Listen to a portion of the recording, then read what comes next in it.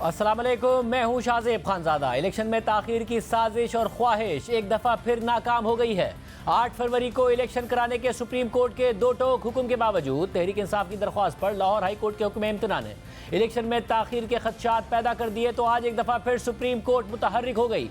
Chief justice और senior जजेस के साथ चीफ इलेक्शन कमिश्नर और अटॉर्नी जनरल की तवील मुलाकात के बाद इलेक्शन कमीशन ने आज ही लाहौर हाई कोर्ट के फैसले को सुप्रीम कोर्ट में चैलेंज कर दिया, जिसके बाद आज ही 3 रुकनी बेंच बना, आज ही समाअत हुई और आज ही सुप्रीम कोर्ट ने लाहौर हाई कोर्ट का फैसला मुअत्तिल कर दिया है और हाई कोर्ट में ज़ेर समाअत कार्रवाई भी खत्म कर दी है। साथ ही इलेक्शन कमीशन को आज ही इंतखाबी शेड्यूल जारी करने का पाबंद कर दिया है, यानी आज ही इलेक्शन शेड्यूल जारी होगा, जो कि 54 दिन पहले, इंतखाबात से 54 दिन पहले जारी होना लाजमी है। 8 फरवरी को इंतखाबात हैं, इसलिए आज की डेडलाइन थी, मैक्सिमम कल तक ये जारी होना था। अदालत ने आज इलेक्शन कमीशन को पाबंद कर दिया है और सिर्फ यही नहीं, अदालत ने तहरीक इंसाफ के दरख्वास्त गुजार उमैर नियाजी और लाहौर हाई कोर्ट के फैसले के हवाले से भी सख्त रिमार्क्स दिए हैं और उमैर नियाजी को तौहीन अदालत का शो कॉज नोटिस भी जारी कर दिया है। दौरान समाअत अदालत इलेक्शन कमीशन पर भी बरहम हुई कि उन्होंने अब तक इंतखाबी शेड्यूल जारी क्यों नहीं किया। चीफ जस्टिस जस्टिस काजी फाइज ईसा, जस्टिस सरदार तारिक मसूद और जस्टिस मंसूर अली शाह पर मुश्तमिल 3 रुकनी बेंच के हुक्मनामे के मुताबिक 8 फरवरी को इंतखाबात कराने का सुप्रीम कोर्ट ने हुक्म दिया था।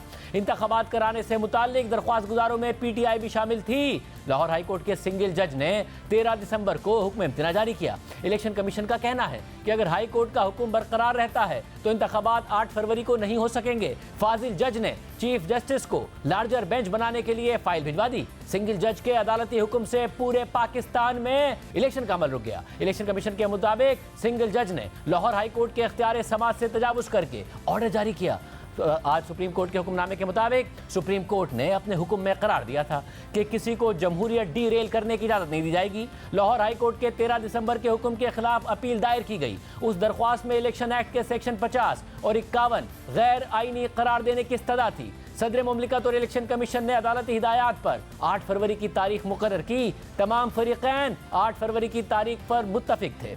इलेक्शन कमीशन के वकील के मुताबिक अदालत ने पाबंद किया था कि कोई इंतखाबात में रुकावट नहीं डालेगा। इंतखाबात के इनेकाद के लिए तैनात DROs और ROs की तैनाती का नोटिफिकेशन मुअत्तिल किया गया। इलेक्शन कमीशन के मुताबिक हाई कोर्ट के हुक्म की वजह से इलेक्शन शेड्यूल जारी करना मुमकिन नहीं है। इलेक्शन कमीशन के वकील सजीद सवाती के मुताबिक हाई कोर्ट के हुक्म में तजाद पाया जाता है। केस लार्जर बेंच को भेजते हुए नोटिफिकेशन मुअत्तिल किया गया। लाहौर हाई कोर्ट ने 1011 DROs और ROs को काम से रोका।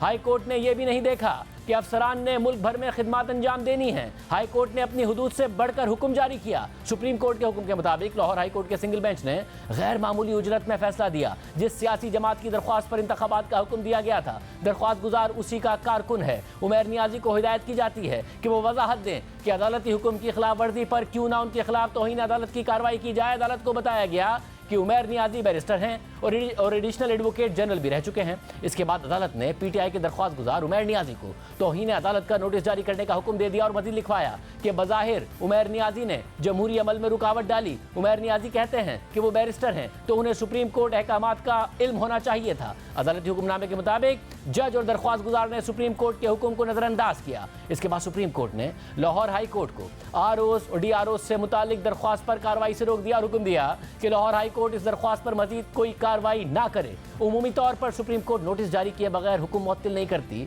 इसके बाद अदालत ने लाहौर हाई कोर्ट का फैसला मुअत्तिल कर दिया और इलेक्शन कमीशन को आज ही इंतखाबी शेड्यूल जारी करने का हुक्म दे दिया और लिखा कि इलेक्शन कमीशन ने अंडरटेकिंग दी है कि आज शेड्यूल जारी कर दिया जाएगा। इसके बाद सुप्रीम कोर्ट ने उमैर नियाजी की दरख्वास्त हाई कोर्ट से मंगवा ली और कहा कि सुप्रीम कोर्ट मुनासिब समझेगी तो खुद दरख्वास्त सुनेगी। दरख्वास्त गुजार सिर्फ सुप्रीम कोर्ट से रुजू कर सकता था। सुप्रीम कोर्ट में आज शाम को ही इलेक्शन कमीशन ने पटिशन दायर की थी, जिस पर जजेस कमेटी ने चीफ जस्टिस की सरबराही में 3 रुकनी बेंच बना दिया, जिसकी सरबराही खुद चीफ जस्टिस काजी फाइज ईसा कर रहे थे और इसमें जस्टिस सरदार तारिक मसूद और जस्टिस मंसूर अली शाह शामिल थे। चीफ जस्टिस ने समाअत के आगाज में बताया कि ख्वाहिश थी कि मोस्ट सीनियर जजेस बेंच का हिस्सा बने, लेकिन जस्टिस एजाजुल हसन मसरूफियात के बाइस बेंच में शामिल नहीं हो सके, इसलिए जस्टिस मंसूर अली शाह को तकलीफ दी। बहरहाल लाहौर हाई कोर्ट के हुक्म इम्तिना के होते हुए सूरत हाल पेचीदा हो गई थी, क्योंकि लाहौर हाई कोर्ट ने PTI की दरख्वास्त पर रिटर्निंग अफसरान का नोटिफिकेशन ही मुअत्तिल कर दिया था। साथ ही इस मामले पर मजीद समाअत के लिए आज लार्जर बेंच भी तश्कील दे दिया था और समाअत की तारीख 18 दिसंबर मुकर्रर कर दी थी,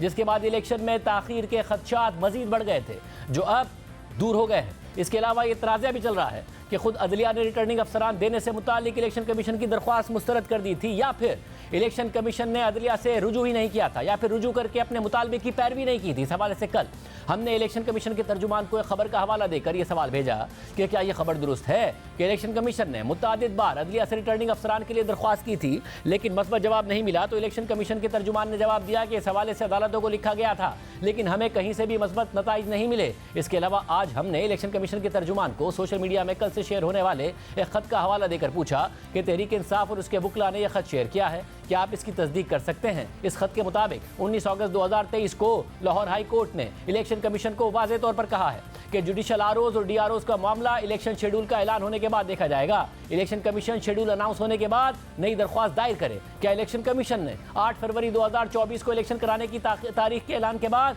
जुडिशल अफसरान की रिटर्निंग अफसरान के तौर पर तैनाती के लिए लाहौर हाई कोर्ट या दूसरी हाई कोर्ट से दरख्वास्तें की थी? क्या इलेक्शन कमीशन ने लाहौर हाई कोर्ट के रजिस्ट्रार के इस खत का जवाब दिया था? इलेक्शन कमीशन के तर्जुमान की तरफ से अभी तक हमें इन सवालात के जवाब मौसूल नहीं हुए हैं। हालांकि हमने दिन में उनसे रब्ता किया था, मगर आम बात यह है कि फरवरी में इलेक्शन कमीशन ने लाहौर हाई कोर्ट से जुडिशल अफसरान की बतौर रिटर्निंग अफसरान तैनाती के लिए दरख्वास्त की थी। तो लाहौर हाई कोर्ट के रजिस्ट्रार ने जवाब दिया था कि अदलिया का बुनियादी काम इंसाफ देना है, इलेक्शन कराना नहीं। और अगर इलेक्शन ड्यूटी के लिए जुडिशल अफसरान दे दिए गए तो जो जुडिशरी का बुनियादी काम मुतासिर हो जाएगा और अवाम के मसाइल हल करने का अदालती निज़ाम मुंजमद पड़ जाएगा।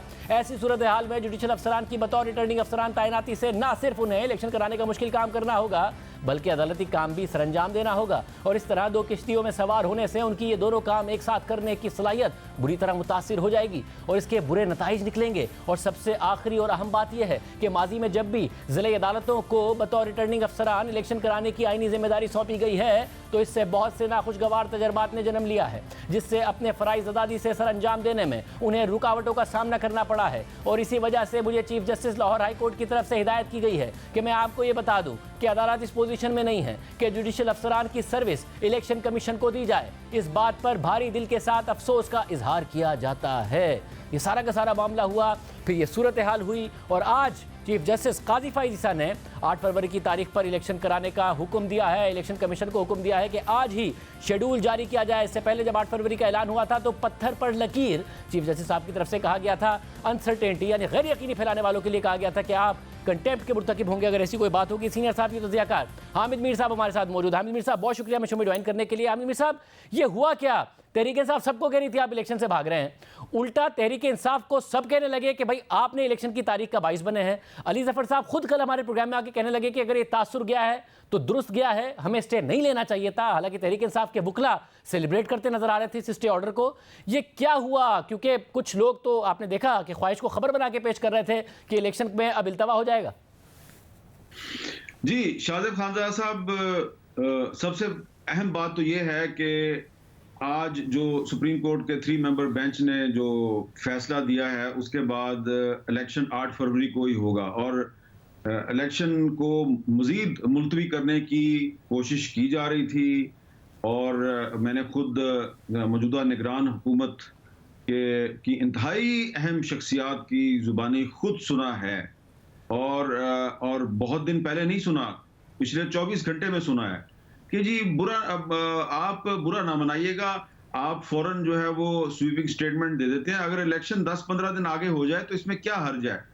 तो मेरी उनसे बड़ी बहस हो रही थी। मैंने कहा जी ये तो काजी फाइज ईसा साहब ने कहा है कि 8 फरवरी को इलेक्शन जो है वो पत्थर पे लकीर है, तो वो तो खत्म नहीं हो सकता, ऑर्डर उनका खत्म नहीं हो सकता, तो इलेक्शन तो 8 फरवरी को होना चाहिए। तो उन्होंने कहा नहीं वो ऑन बोर्ड हो जाएंगे, वो आप फिक्र ना करें, 10-15 दिन की बात है। फिर आप कुछ अहम सियासी रहनुमा जो हैं आप उनके बयानात देख लें। मौलाना फजलुर रहमान साहब कह रहे थे कि जी फरवरी के महीने में काफ़ी बर्फबारी होती है। इसी तरह आसिफ जरदारी साहब ने पिछले दिनों कहा कि 10-15 दिन ऊपर हो जाएगा, इलेक्शन फरवरी में ही होगा। तो यकीनन ये कहीं ना कहीं पे खिचड़ी ज़रूर पक रही थी। और इस सूरत हाल में 6 दिसंबर को ये जो तहरीक इंसाफ के वकील हैं उमैर नियाजी साहब, इन्होंने लाहौर हाई कोर्ट में ये पिटीशन दायर की थी और ऐसी ही पिटीशन सिंध हाई कोर्ट में और पेशावर हाई कोर्ट में भी दायर हुई थी। तहरीक इंसाफ ने ये इस किस्म की पिटीशन सिर्फ लाहौर हाई कोर्ट में नहीं डाली, सिंध में और पेशावर हाई कोर्ट में भी डाली है। और मैं ये समझता हूं कि उनका मकसद ये नजर नहीं आ रहा कि इलेक्शन 8 फरवरी को नहीं होना चाहिए। और पिटीशन में भी मैंने उनकी देखी है, उसमें मुझे तो ये नजर नहीं आया कि वो कह रहे हैं कि इलेक्शन 8 फरवरी को ना किया जाए। उनका बुनियादी जो एतराज है वो ये है कि जो ज़िले इंतजामिया के अफसरान हैं उनको रिटर्निंग अफसर और डिस्ट्रिक्ट रिटर्निंग अफसर के तौर पे उनको तैनात ना किया जाए। और आज जब ये शाम को समाअत हो रही थी सुप्रीम कोर्ट में, तो आपने सुना कि इलेक्शन कमीशन का वकील ने बताया कि जी जो उमैर नियाज़ी साहब है उनका एतराज क्या है कि जो डीसी साहिबान 16 एमपीओ के तहत तहरीक इंसाफ के रहनुमाओं को डिटेन करने के ऑर्डर जारी कर रहे हैं, तो उन्होंने ही जो है वो रिटर्निंग अफसर भी बन जाना है, तो इस पे उनका एतराज है। तो मेरा ख्याल है कि ये मुझे तो कहीं पे नजर नहीं आ रहा था कि तहरीक इंसाफ इलेक्शन मुलतवी करना चाहती है। वो सिर्फ ये चाह रही थी कि डीसी और एसी जो हैं उनको डीआरओ और आरओ मुकर्रर ना किया जाए। लेकिन बहरहाल इसके बावजूद ये एक बहुत ही इत्मीनान बख्श पहलू है कि सुप्रीम कोर्ट के फैसले के बाद इलेक्शन 8 फरवरी को ही होगा और निगरान हुकूमत की वो शख्सियात जो पिछले 24 घंटे में 2-3 दफा मुझे ये कह रही थी कि जी हामिद मीर साहब 10-15 दिन अगर ऊपर इलेक्शन हो जाता है तो आप इसमें कोई ऐसी स्टेटमेंट ना दीजिएगा कि जिससे ऐसा लगे कि जनाब हम इलेक्शन करवाना ही नहीं चाहते, हम इलेक्शन करवाना चाहते हैं। तो मेरा ख्याल है कि अगर 10-15 दिन भी इलेक्शन ऊपर जाता तो जस्टिस काजी फायज़ साहब की जो एक स्टेटमेंट भी थी और फिर उनका जो फैसला भी था कि 8 फरवरी को ही इलेक्शन होना चाहिए, तो इस पे मेरा ख्याल है काफी सारे सवालात उठते। और आपको याद होगा शाहजेब साहब कि उन्होंने एंकर्स के बारे में कहा था कि एंकर्स जो हैं वो ऐसा कोई तासुर ना फैलाएं कि जिससे ऐसा लगे कि जी इलेक्शन वक्त पे नहीं होगा। तो मेरा ख्याल है कि एंकर्स ने तो तासुर इतना नहीं फैलाया, लेकिन इलेक्शन मुलतवी करने की जो कोशिश है वो कुछ सियासतदानों ने की और निगरान हुकूमत में कुछ शख्सियात जो हैं वो चाह रही थी कि इलेक्शन मुलतवी हो जाए, लेकिन इलेक्शन मुलतवी नहीं हुआ। और सर, और तो ज़ाहिर फैसला भी लाहौर हाई कोर्ट के जज की तरफ से ही आया, जुडिशरी के अंदर से ही आया, जो बाकी नकवी साहब का फैसला था। मगर साथ में हामिद मीर साहब, क्योंकि अब नज़र आ रहा है कि जो ये तासुर है कि आप भी कह रहे हैं कि तहरीक इंसाफ नहीं चाहती थी कि इलेक्शन डिले हो, मगर जैसे ही नोटिस लिया फाइज़ साहब ने और समाअत हुई तो उससे भी जो तहरीक इंसाफ के कुछ रहनुमा हैं वो सोशल मीडिया पर खुश नज़र नहीं आ रहे थे। हालांकि ऑर्डर आ गया, 8 फरवरी को इलेक्शन का ऑर्डर आ गया। इमरान खान साहब खुद कहते रहे कि वो तो चाहते हैं कि इलेक्शन हो क्योंकि तहरीक इंसाफ ही जीतती नजर आएगी। वो इस बात पर भी खुश नहीं है। क्या दुरुस्त किया जस्टिस फाइज़ साहब ने? क्योंकि हमारे सामने एक मिसाल है, जस्टिस उमर बंदियाल साहब पहले ऑर्डर दे देते थे, उनकी पासदारी नहीं होती थी तो उन्होंने फिर इश्यूज टेकअप ही करना छोड़ दिए। इलेक्शन वाला जो मसला था, जो पटिशन थी, वो तो फाइज़ साहब ने आके टेकअप की और मुतालबा खुद तहरीक इंसाफ का था कि जी आप इलेक्शन का मामला टेकअप करें, जो कि उमर बंदियाल साहब ने नहीं किया, फाइज़ साहब ने किया और इलेक्शन की तारीख लेके दी 8 फरवरी की। फिर भी क्यों नहीं खुश तहरीक इंसाफ? नहीं, देखिए मेरा ख्याल है कि तहरीक इंसाफ के जो लोग जिम्मेदार हैं, मसलन अली जफर साहब जो हैं, उनका हवाला आप कई दफा दे चुके हैं कि उन्होंने आपके प्रोग्राम में कहा कि अगर ये तासुर पैदा हुआ है कि लाहौर हाई कोर्ट के ऑर्डर से इलेक्शन मुलतवी होगा तो तासुर अच्छा नहीं है। इसी तरह जो बैरिस्टर गौहर खान साहब हैं, शुएब शहीन साहब हैं, सबसे मेरी बात हुई है, वो सारे ये कह रहे हैं कि ये जो पिटीशन फाइल किया है उमैर नियाज़ी ने, ये उसने इंडिविजुअल कैपेसिटी में फाइल नहीं की है, ये उसने पार्टी की पॉलिसी के तहत फाइल किया है। और ऐसी ही पिटीशन तहरीक इंसाफ के दीगर वकला ने सिंध हाई कोर्ट में और पेशावर हाई कोर्ट में फाइल किया। और मकसद 8 फरवरी का इलेक्शन मुलतवी करवाना नहीं, मकसद सिर्फ ये है कि जो डीसी और एसी डीआरओज मुकर्रर किए जा रहे हैं वो ना किए जाएं। देखें शाहजेब साहब, सिर्फ 8 फरवरी को एक इलेक्शन हो जाना तो काफी नहीं है ना, वो इलेक्शन जो है उसकी कुछ क्रेडिबिलिटी भी तो होनी चाहिए ना। आप देखिए कि पाकिस्तान की जो सियासी तारीख है उसमें जब मिसाल के तौर पे 1977 का जो इलेक्शन है वो डीसी हजरात जो है उसमें डीआरओज भी थे और एसी हजरात जो है वो आरओज भी थे। तो उसमें क्या हुआ था, मैं सिर्फ एक मिसाल देता हूँ आपको कि खालिद खरल साहब जो है वो डीसी लाड़काना थे और जुल्फकार अली भुट्टो साहब जो है वो सिटिंग प्राइम मिनिस्टर थे। भुट्टो साहब की पॉपुलैरिटी इतनी थी कि उन्होंने लाड़काना से जीतना ही जीतना था, लेकिन डीसी साहब जो हैं उन्होंने भुट्टो साहब के जो एक मुकाबले पे उम्मीदवार थे जमात इस्लामी के, मौलाना जान मोहम्मद अब्बासी साहब, उनको गायब कर दिया और वो कागज ही जमा नहीं करवा सके और भुट्टो साहब को बिला मुकाबला उन्होंने मुंतखब करवा दिया। तो उससे क्या हुआ उससे ये हुआ कि एक इलेक्शन की क्रेडिबिलिटी पे सवाल खड़ा हो गया, तहरीक चल गई और जान मोहम्मद अब्बासी साहब का मसला जो है वो इंटरनेशनलाइज हो गया। और उसके बाद से आप देखें कि हमेशा ये जो इलेक्शन है ये जुडिशियल अफसरान करवाते हैं।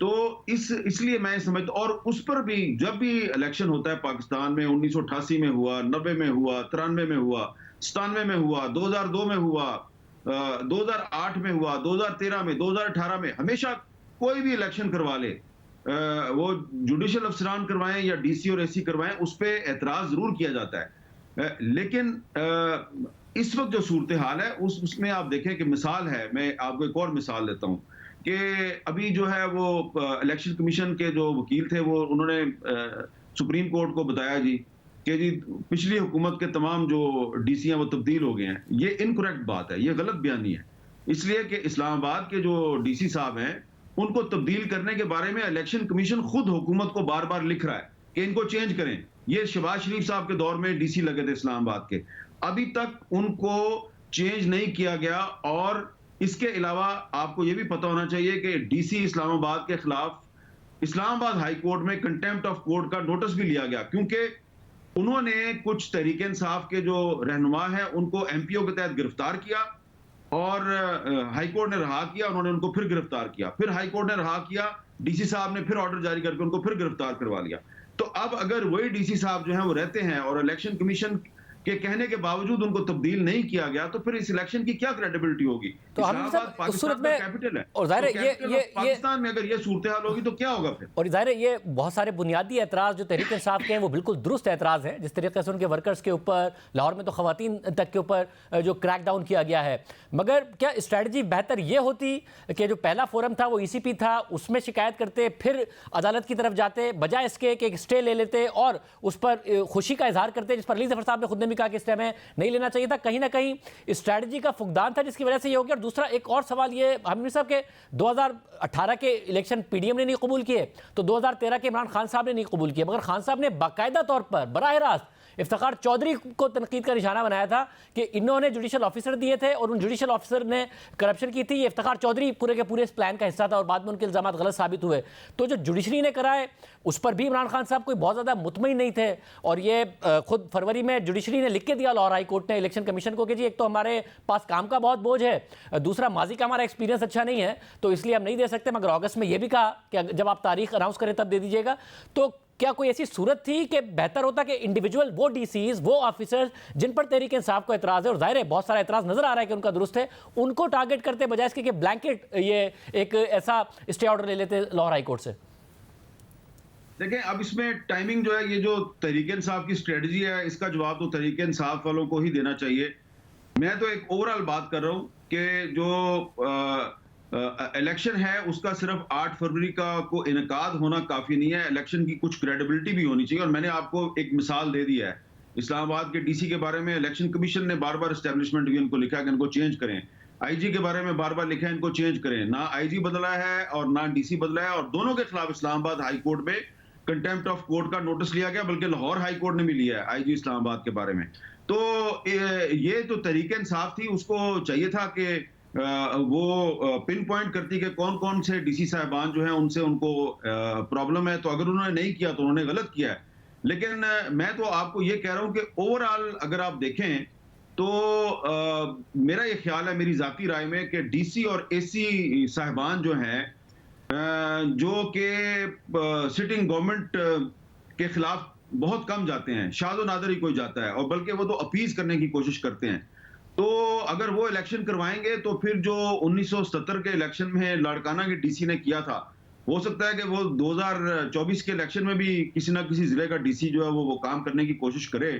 तो उससे हुकूमत को फायदा होता है, नुकसान होता है, किसी पॉलिटिकल पार्टी को फायदा होता है, नुकसान होता है। मेरा ख्याल है कि उससे पाकिस्तान की जो डेमोक्रेसी है, जो जमहूरियत है, उसको नुकसान होगा। वैसा तो फिर और उस सूरत में फिर ये बेहतर होगा हामिद मीर साहब के, फिर जब फाइज़र साहब ने खुद ने और चीफ जस्टिस ने एक 3 रुकनी बेंच ने फैसला दिया है, तो तहरीक इंसाफ की शिकायत को भी देखा जाए कि इलेक्शन कमीशन नहीं एड्रेस करे और वो इलेक्शन कमीशन के पास जाए, तो फिर जुडिशरी खुद देखे कि भाई ये कौन कौन से ऐसे अफसरान हैं जो कि इतने कॉम्प्रोमाइज्ड हैं और इस तरीके से इस्तेमाल हो रहे हैं।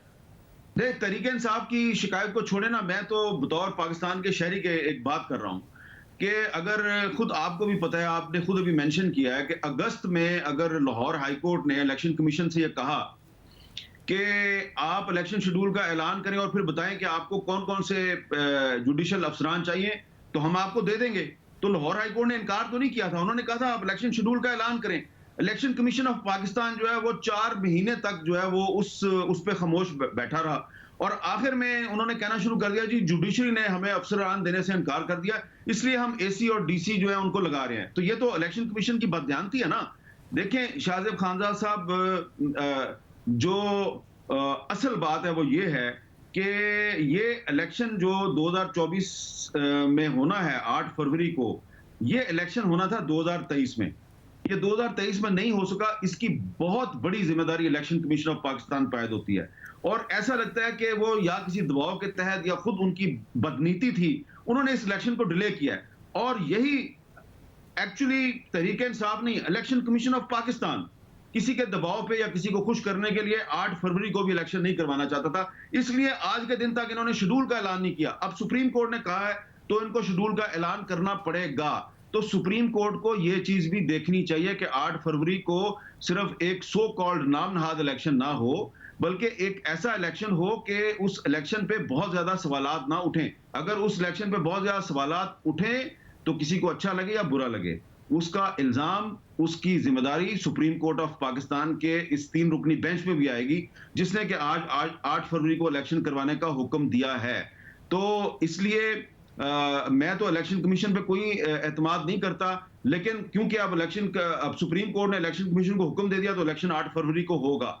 लेकिन ये इलेक्शन कमीशन जो है, इसके बारे में अगर कोई कहता है कि बड़ा इंडिपेंडेंट इलेक्शन कमीशन है और चीफ जस्टिस साहब बार बार कह रहे थे कि हम आपसे काम करवाएंगे, तो उनसे काम जरूर करवाएं, लेकिन एक फेयर एंड फ्री किस्म का काम करवाएं। बहुत शुक्रिया, अमीर साहब हमारे साथ मौजूद थे। बिल्कुल दुरुस्त बात है, ना सिर्फ इलेक्शन टाइम पर हो बल्कि इलेक्शन शफाफ भी हो, बहुत बड़ी जिम्मेदारी है। प्रोग्राम में ब्रेक शामिल करेंगे, तहरीक इंसाफ का मौक़िफ़ मालूम करने की भी हम कोशिश कर रहे हैं। नून लीग भी हमारे साथ होगी ब्रेक के बाद।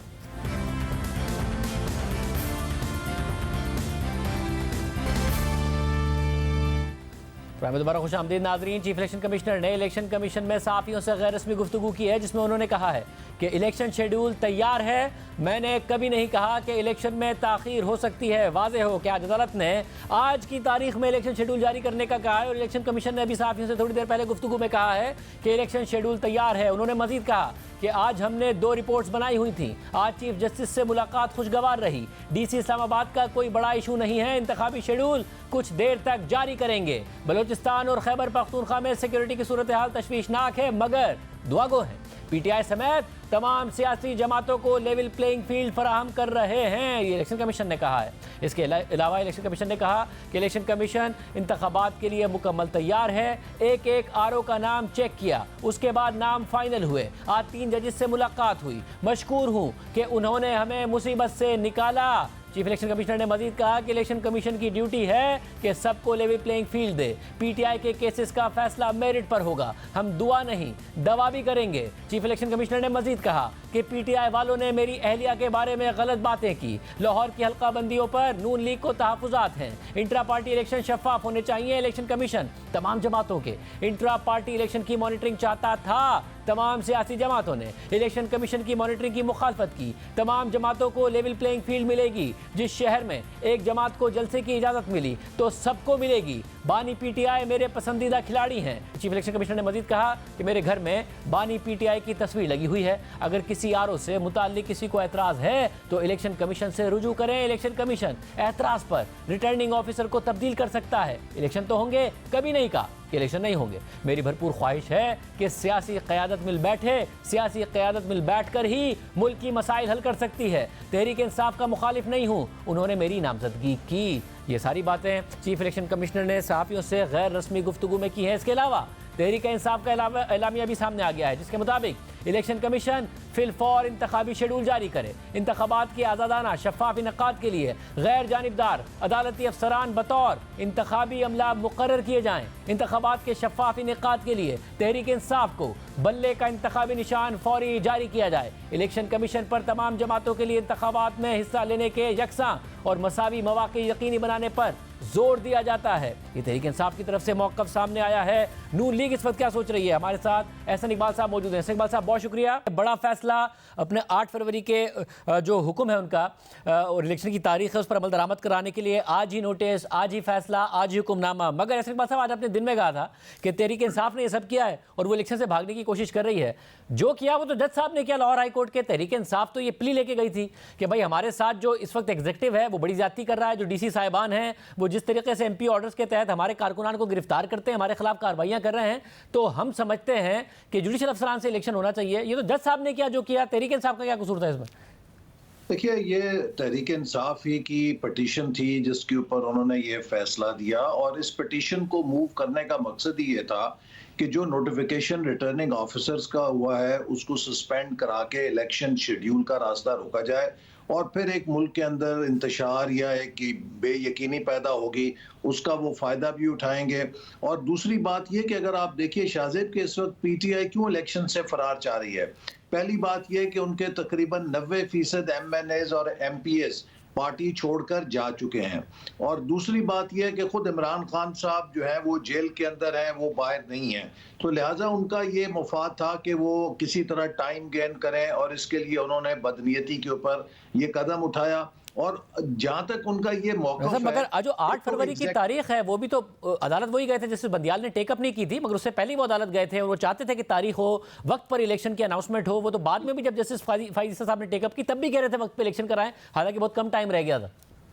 देखिए, उनके कहने के बयानात और होते हैं लेकिन अमल कुछ और होता है और हमने मुसलसल ये देखा है कि पीटीआई ने अपने पॉलिटिकल एजेंडाज के लिए हमेशा अदालत का सहारा लिया है। वो अदालत के जरिए कोशिश करते हैं कि अपने पॉलिटिकल एजेंडाज को आगे बढ़ाएं।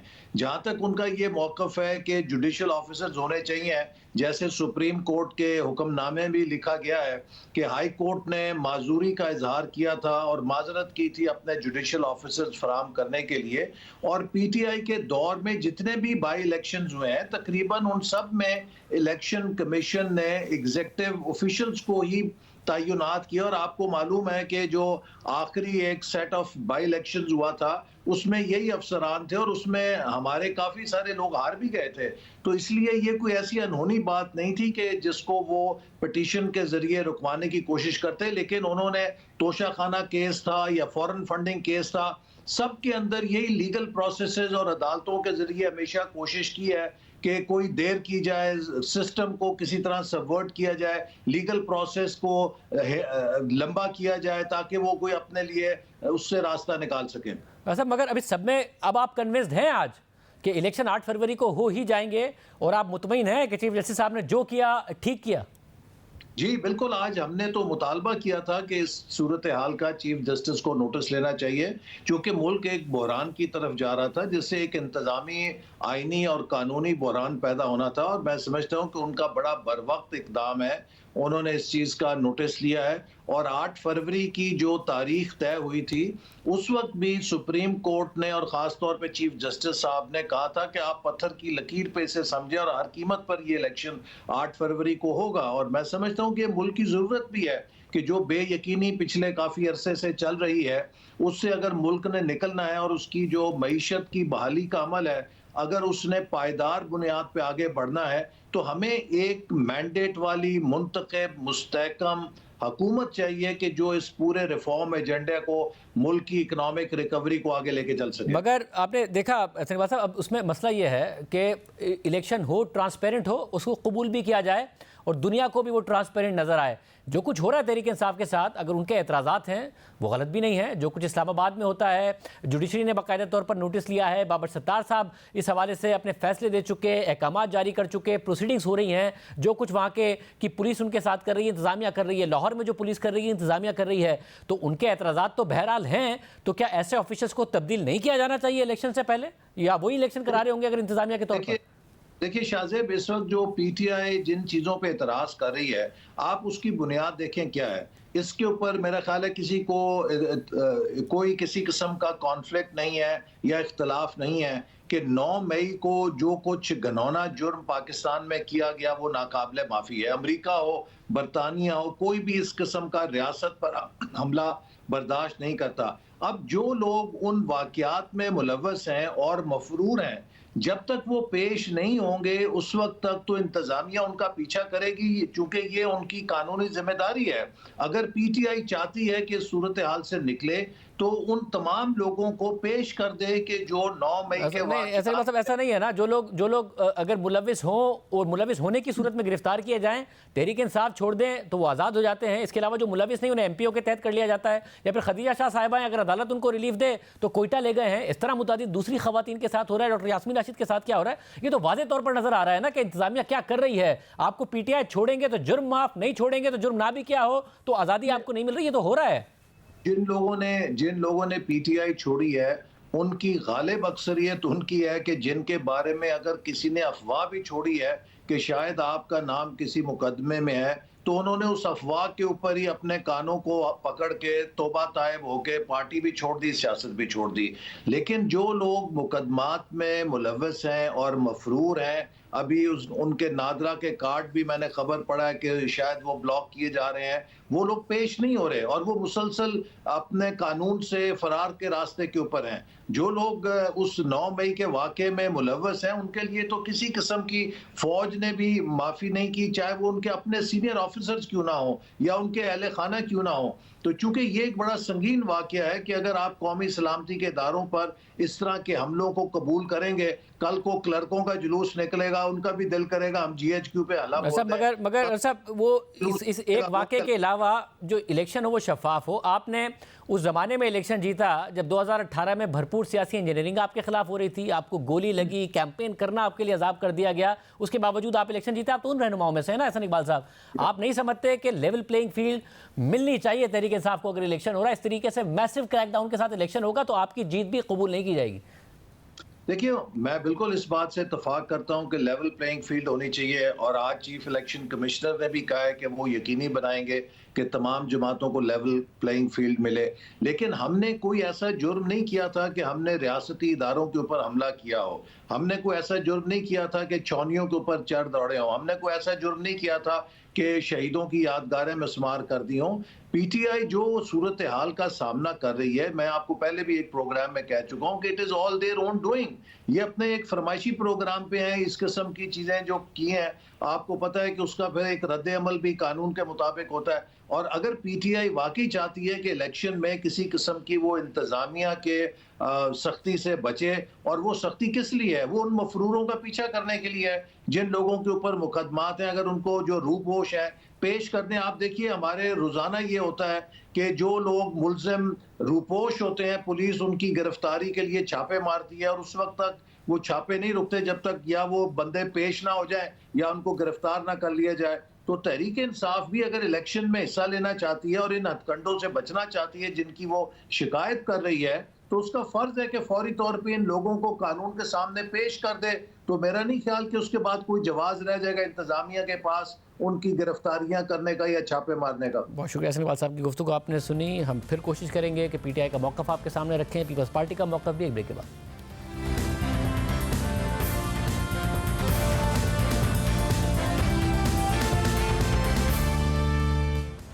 अब से थोड़ी देर पहले एक अजीब सूरत हाल हुई है। नून लीग के रहनुमा और साबिक वज़ीर ख़जाना इसहाक़ डार साहब ने सोशल मीडिया पर इलेक्शन कमीशन के एलामिया का हवाला देकर कहा है कि इलेक्शन कमीशन ने इंतखाबी शेड्यूल जारी कर दिया। उसके बाद उन्होंने बाकायदा तारीखों के साथ शेड्यूल जारी किया।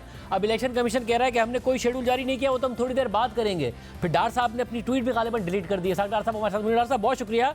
डार साहब आप तक कैसे पहुँच गया? इलेक्शन कमीशन ने जारी नहीं किया, वो कह रहे अभी तक आया भी नहीं, आपने ट्वीट कर दिया और गालिबन डिलीट भी कर दिया। शाहजेब साहब इस तरह है कि जो अर्लियर एक डेवलपमेंट हाई कोर्ट में हुई थी और जिसकी वजह से वो फिर सुप्रीम कोर्ट ने भी नोटिस लिया, तो मैंने आज कोई 6:28 पे आज शाम पाकिस्तान टाइम पे ना मैंने एक ट्वीट किया कि इलेक्शन कमीशन ऑफ पाकिस्तान एक आज़ाद आईनी अदारा है। मुल्क में इलेक्शन करवाना सिर्फ इलेक्शन कमीशन की आईनी जिम्मेदारी है। किसी भी अदारे की गैर जरूरी दखलंदाजी इलेक्शन में ताखीर का बायस बनेगी। मुल्की हालात और आइन का तकाजा है कि इंतखाबात वक्त पर हो। मुस्लिम लीग नून इंतखाबात मुकर्ररा वक्त पर होने की मुकम्मल हमायत करती है। ये हमारा एक असूली है। मैं इलेक्शन सेल को 2024 जनरल इलेक्शन को हेड कर रहा हूँ। मुस्लिम लीग नून ने मुझे अपॉइंट किया हुआ है चेयरमैन सेल। वैसे मगर मुझे शेड्यूल का बताइए ना, आपने शेड्यूल कैसे जारी कर दिया? वो मैं अर्ज कर रहा हूँ। मुझे हमारे एक फॉर्मर सेनेटर ने, मैं उनका नाम मेरा ख्याल नहीं लेता था, मुनासिब नहीं है, पर इस वक्त तो सेनेटर नहीं है, उन्होंने मुझे एक शेड्यूल भेजा और आई एम श्योर को वो इलेक्शन कमीशन की तरफ से वो यानी प्रिटेंडेड टू बी उन्होंने इशू किया। तो वो जब मुझे आया तो मैंने अल्लाह का शुक्र अदा किया कि उससे पहले जो सुप्रीम कोर्ट का जो ऑर्डर था और जो अभी डेवलपमेंट थी वो भी पॉजिटिव थी। तो मैंने उसको जेन्युइन समझा कि शायद उन्होंने वाकई वो इशू कर दिया, और मैं फैसिलिटेशन के लिए मैंने कहा हम अपने लोगों को भी बजाय अलग करेंगे, तो मैंने वो ट्वीट की शक्ल में उसको मैंने उसी को कॉपी पेस्ट कर दिया। तो मुझे पता चला आपके जियो से कि वो कह रहे कि हमने कोई शेड्यूल अनाउंस नहीं किया, तो वो मैंने उसको फौरी तौर पर अपनी ट्वीट को डिलीट कर दिया। ये बड़ी बदकिस्मती है कि हम इस तरह की चीजों के साथ भी यानी इस मुल्क में 1 मिनट में फेक चीजें बना के तो चलाते हैं और लोगों को कंफ्यूज। डॉक्टर साहब, आपने वो जो साबिक सेनेटर है, वैसे तो नाम बता दे तो बेहतर है, मगर आपने उनसे गिला किया और उन्होंने बताया कि उन्हें कहां से आया था, उन्हें कहीं बाकी तो इलेक्शन कमीशन से तो लीक नहीं हो गया था? मैं उनसे अभी राब्ता मैं नहीं कर सका, मुझे चूंकि अभी थोड़ी देर पहले ही अब जियो के टिकर से पता चला कि उन्होंने इसको डिनाई कर दिया। तो मुझे बहुत दुख हुआ और अफसोस हुआ कि यानी अगर मुल्क के इलेक्शन के बारे में भी इस तरह की फेक चीजें चलेंगी तो हु वुड स्टैंड वेयर। तो मैं तो आई फेल्ट सॉरी कि मैं ना ही करता उसको आगे, मैं उसको यानी पॉजिटिव वे से वो मेरी अर्लियर ट्वीट मैंने आपको पढ़ दी है, 6:28 में मैंने की थी, और वो हम बिलीव करते हैं, मुस्लिम लीग बिलीव करती है कि वक्त पे इलेक्शन, जो मुल्क की हालात हैं, जो ओवरऑल सिचुएशन है, वो मुल्क के इंटरेस्ट में है कि वक्त पे इलेक्शन हो। हमारी जमात उसको सपोर्ट करती है और उसी तनाजुर से मैंने वो की थी। उसके लेटर कोई घंटे 1.5 घंटे के बाद जो सुप्रीम कोर्ट की डेवलपमेंट थी वो भी बड़ी इन लाइन थी उन्हीं लाइनों पे, और है भी आईनी बात भी ये है। साहब देखते हैं कि क्या शेड्यूल आता है, क्योंकि इलेक्शन कमीशन कह रहा है कि वो शेड्यूल जारी कर देगा। बहुत शुक्रिया। सरदार साहब कह रहे हैं उन्होंने डिलीट कर दी, नून लीग के किसी साबिक सेनेटर ने उनको भेज दी थी और ऐसा नहीं करना चाहिए। पाकिस्तान पीपल्स पार्टी से श्री रहमान साहब हमारे साथ मौजूद हैं। श्री साहब, बहुत शुक्रिया हमें शो में ज्वाइन करने के लिए। आपने देखा आज ही नोटिस हुआ, आज ही अदालत ने हुक्म जारी किया, 8 फरवरी को इलेक्शन होंगे और इलेक्शन कमीशन पाबंद है कि आज ही शेड्यूल जारी करे। पीपल्स पार्टी का क्या मौक़िफ़ है? जी बिल्कुल, आपको पता है शाहजेब के पीपल्स पार्टी वाहिद पार्टी है जो एक्चुअली ना सिर्फ इस मौक़िफ़ को मुस्तकिल मिजाजी से चेयरमैन के अल्फाज में भी और सबके अल्फाज में ये बार बार कह रही है कि इलेक्शन वक्त पर होना चाहिए। ये पाकिस्तान के लिए वक्त की ज़रूरत है और बहुत ही अहमियत का मुतामिल। तो ये भी आपने देखा है कि पीपल्स पार्टी ग्राउंड पर कैंपेन में भी इस वक्त सरगर्म है। तो हमारे लिए तो ये बहुत अहमियत का मुतहम्मिल है कि बर वक्त होना है, एक टाइम दे दिया गया। अच्छी बात है कि कि एक इलेक्शन शेड्यूल भी अब निकाला जा रहा है, उसकी भी ऑर्डर दे दी गई है। बात यह कि ये पहले निकलना था, 7 दिन में होना चाहिए। जब आप एक इलेक्शन डेट अनाउंस करते हैं तो उसके अंदर 7 दिन में इलेक्शन एक्ट के मुताबिक। लेकिन अब आज अदालत ने काफ़ी एक तारीखी मैं समझती हूँ कदम उठाया है, और जो मुल्क में एक अभाम और एक बेयकीनी की काफ़ी कैफियत चल रही थी। मुस्तकिल लोग पूछ रहे थे सुबह से शाम तक कि जी अच्छा इलेक्शन होगा नहीं होगा। अब इसमें आपकी मईशत से लेके और आज ज़ाहिर है इलेक्शन कमीशन की भी बड़ी क्लास ली गई, मगर हमने ये भी देखा कि एक पूरी कैंपेन भी शुरू हो गई थी कि शायद इलेक्शन की वजह से ही ना डिस्टेबलाइज हो जाए इकॉनमी, ट्रैक पर आ रही है इसलिए इलेक्शन ना हो। इस किस्म की एक बाकायदा मुहिम भी शुरू हो गई थी। आप कन्विंस्ड है कि इलेक्शन ही होना चाहिए, टाइम पर होना चाहिए और इस फैसले के नतीजे में हो भी जाएगा? आप ये कन्विंस्ड है कि अब कोई ताखीर का इम्कान है नहीं? बिल्कुल। अब देखिए, उन्होंने पहले भी कहा था चीफ जस्टिस ने कि ये पत्थर की लकीर है। उन्होंने अपना एक मौक़िफ़ बहुत डट के बार बार उन्होंने बयान किया था। अब उन्होंने उसको यकीनी भी बनाने की अपनी तो पूरी ताकत में कोशिश की है। तो हम इसे सताइश का बिल्कुल मुतहम्मिल समझते हैं।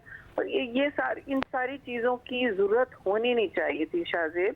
ये हुकूक होते हैं जो मुंजमद हैं आपके आइन में, और इसके लिए डेट लाने के लिए इस 21वीं सदी में इतनी जद्दोजहद के बाद पीपल्स पार्टी ने तो हमेशा की है और करती रहेगी, लेकिन हराबल दस्ता हम थे इसमें और रहेंगे। और शेख साहब ये भी बताइएगा कि फिर आप समझते हैं कि जो पीटीआई के कुछ बुनियादी एतराज़ हैं कि जो इंतजामिया उनके साथ कर रही है, एमपीओस के तहत गिरफ्तारी, क्रैकडाउन, ये सब, अब इंतजामिया इलेक्शन कराएगी तो उन्हें भरोसा नहीं है, तो जहां जहां उनके एतराज़ात हैं उन्हें कम से कम सुनना चाहिए इलेक्शन कमीशन को और वहां पर इंतजामिया की तब्दीली होनी चाहिए? कि मैं समझती हूँ इलेक्शन कमीशन को ये ज़रूर इंश्योर करना है कि बिल्कुल लेवल प्लेइंग फील्ड हो, क्योंकि पहले भी आप देख चुके हैं, एक आरओ का इलेक्शन था, एक आरटीएस का इलेक्शन था, हर दफ़ा मुतनाज़ा हुआ है और उससे फिर एक आपको पता है कि अदम स्टेबिलिटी का एक मुस्तकिल यहाँ पे रहा है, सवालिया निशान उठता है। तो इस वक्त पाकिस्तान अफोर्ड नहीं कर सकता बार बार के मुतनाज़ा एक्सरसाइज हो। बेहतर है इलेक्शन कमीशन सबके खदशात सुने, इसमें किसी एक जमात के नहीं है, हमारे भी बहुत हैं और वो लॉन्च भी किए जा रहे हैं हर तरफ से, हर सूबे से। तो ये इलेक्शन कमीशन का काम है, जिनकी जिम्मेदारी है सुने सबकी कि ये प्लेइंग फील्ड लेवल हो और not just playing field level हो, इसमें एक तासुर भी होना चाहिए जो must be seen to be level also ना, ये भी जरूरी है। बहुत शुक्रिया, बहुत शुक्रिया।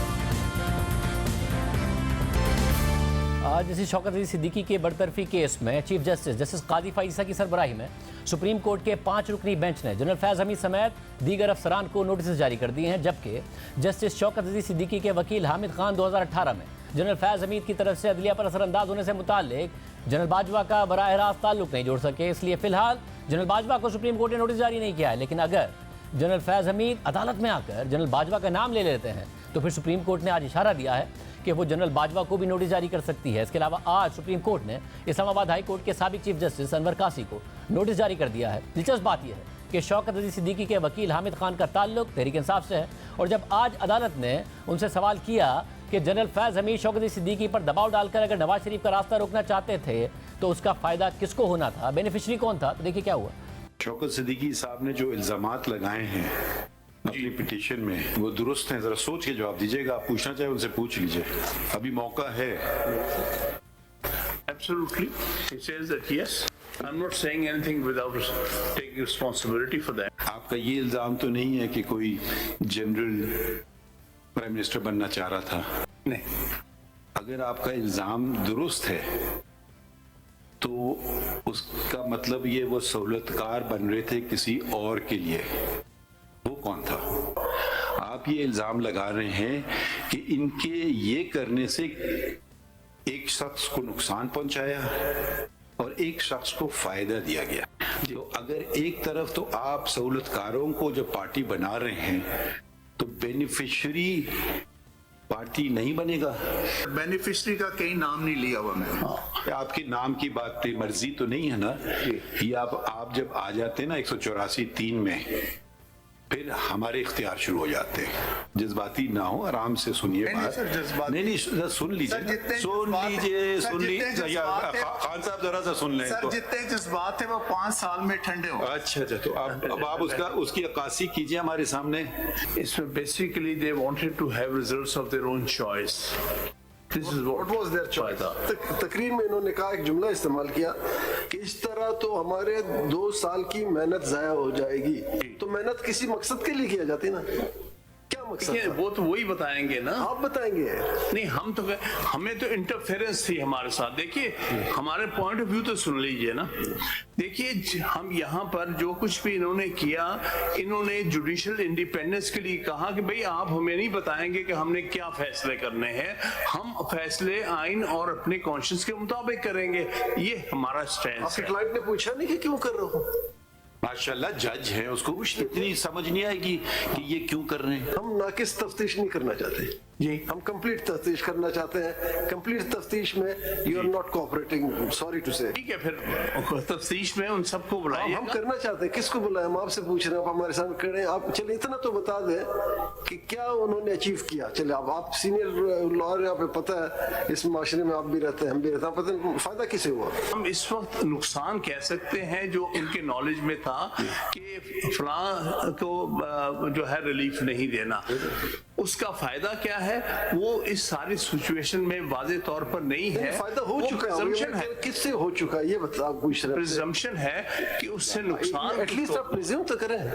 देखिए नुकसान उस वक्त हुआ, प्रिज्यूम तो करें एटलीस्ट। आपके ख्याल में कि उस अमल का जो उन्होंने किया था तो उसका आप प्रिज्यूम क्या करते हैं, कि अंदाजा क्या लगाते हैं? प्रिजम्पशन हो सकती है। देखिए ना, उसके नतीजे में हो सकता है एक पॉलिटिकल लीडर को नुकसान हुआ हो, जो कि बात सामने इसमें आई है। तो नाम अब सवाल है किसको फायदा हुआ, वो उसका कॉन्सिक्वेंशली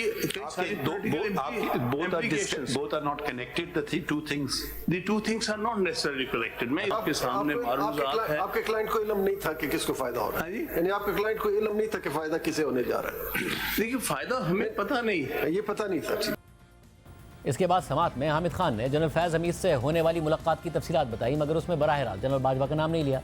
तो अदालत ने वाज़ेह किया कि अगर जनरल फैज़ हमीद खुद जनरल बाजवा का नाम ले लेते हैं तो फिर जनरल बाजवा की बात आएगी। जिसके बाद सुप्रीम कोर्ट ने जनरल फैज़ हमीद, ब्रिगेडियर रिटायर्ड इरफान रामे, इस्लामाबाद हाई कोर्ट के साबिक चीफ जस्टिस अनवर कासी और साबिक registrar Supreme Court Arbab Mohammad Arif को नोटिस जारी कर दिए और केस की समात मुलतवी कर दी। आप क्या चाहते हैं, इनको हम नोटिस दें सबको? किनको दे नोटिस? एक एक के नाम लेके चलते हैं। पहले जनरल बाजवा की बात कर लेता हूँ। Major General Faiz Hamid on his first visit on 29/6/2018 inquired about procedure of hearing appeals in the High Court on judgment and conviction by the NAB Court of Prime Minister Mian Nawaz Sharif. This he straight away asked from me that what would be my view in case the appeals came before me. I replied, I shall decide the same purely on merits as I am answerable to Allah. Words uttered by him were to the effect, इस तरह तो हमारी 2 साल की मेहनत जाया हो जाएगी। आपने पहला नाम दिया है जनरल रिटायर्ड कमर जावेद बाजवा।